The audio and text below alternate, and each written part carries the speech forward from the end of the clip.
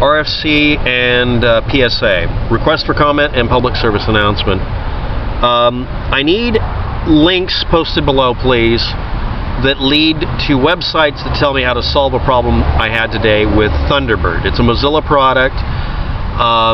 It has the ability to be in offline mode. Offline mode means it doesn't have to connect to an email server. You can just get my email up on the screen from the local copy, and I've set it. There's two places where they try to hide the setting. Don't erase anything.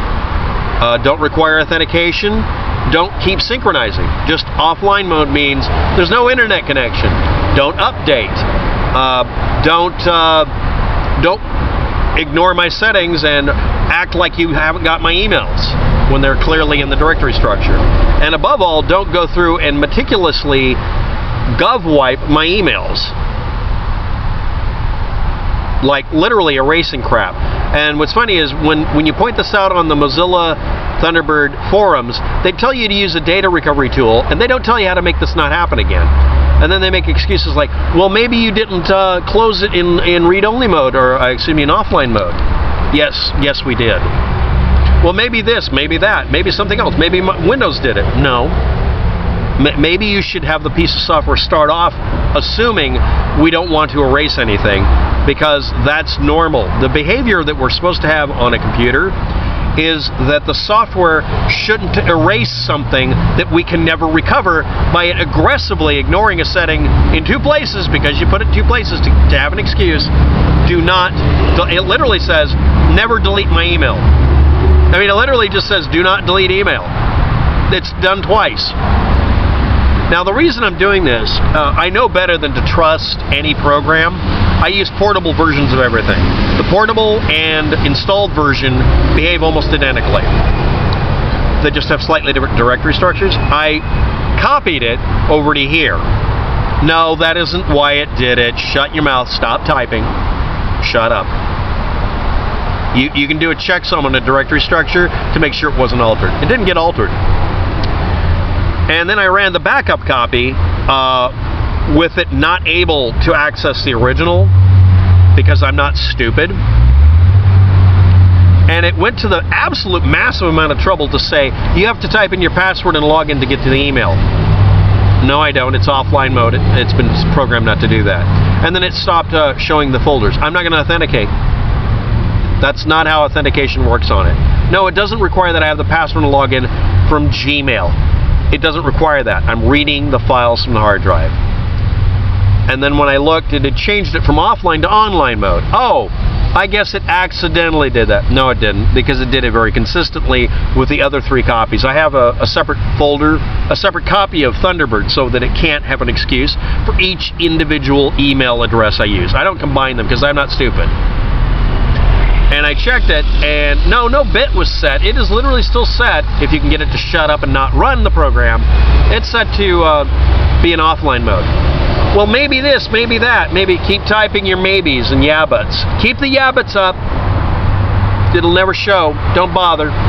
Fanboys go to hell. So it tried to synchronize again, tried to update itself. Again, both of these were turned off.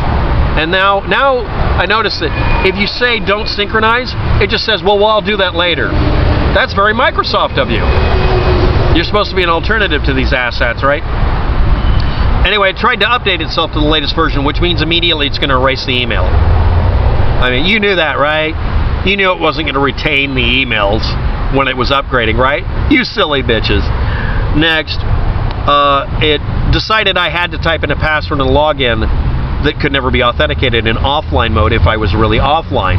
That's the whole point of offline mode, is so that it doesn't need the internet. And remember, it tried to update itself and make a new copy, and it tried to synchronize. Synchronize is another word for, oh, I'm going to look for an excuse to erase things. So what happened? It gov-wiped the file. It didn't just erase them, it overwrote them.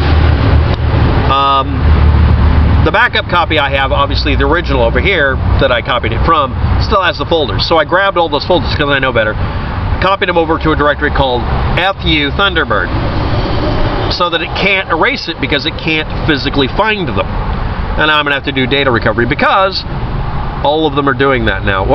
Okay, one of the email versions I use for storing my email, it's a backup, is still working correctly. I'm amazed. I'm astounded.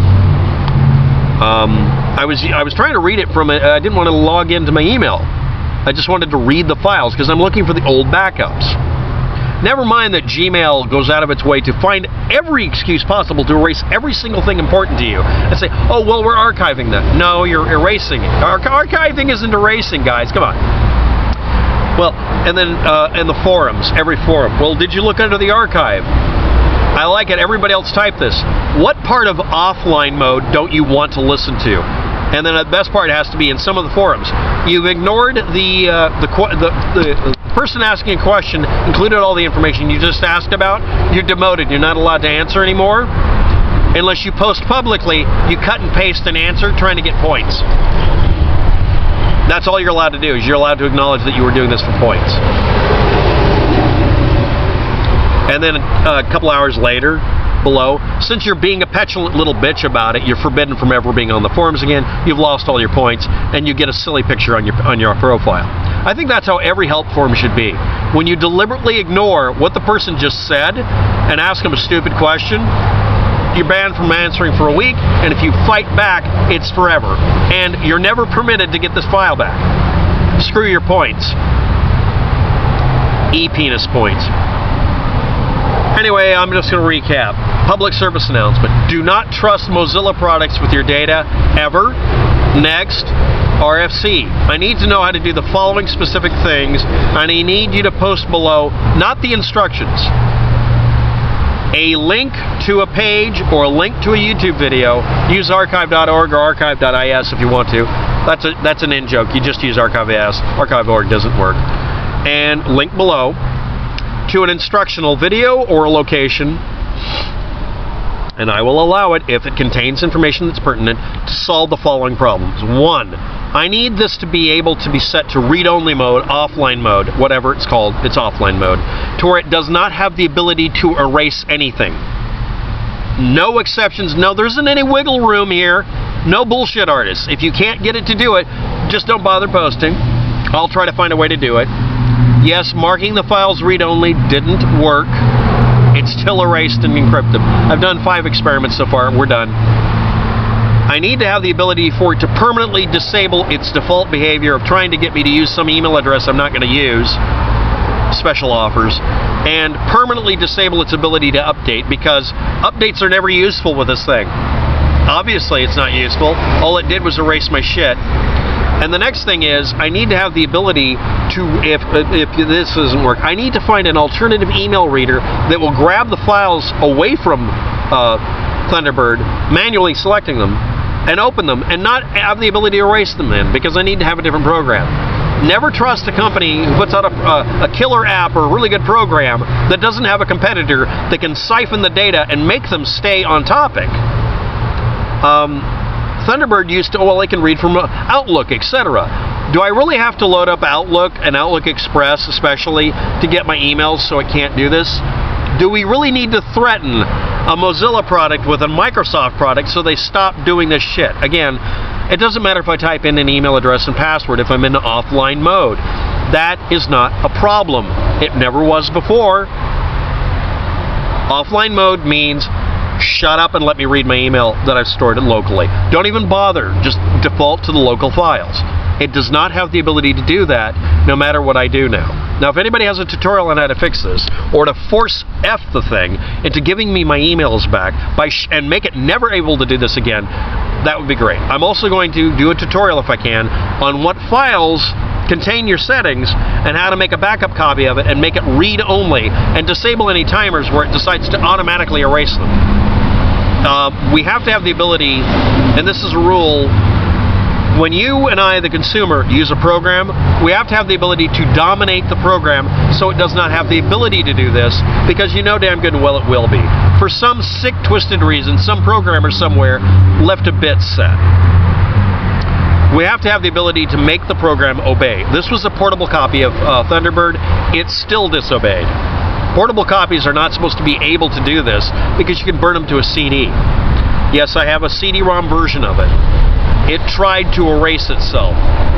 It got angry that I was trying to use it for the purpose intended in all the settings the same way, while offline with the Wi-Fi disconnected, and it still tried to overwrite the data from the CD-ROM. Like I said, I'm not an idiot. I wasn't trying to copy it from something else. I copied it from CD and then reset all the settings for read-only and non-read-only through a text file that reset everything. I'm not an idiot. And I also had a local copy on the hard drive that I also copied over.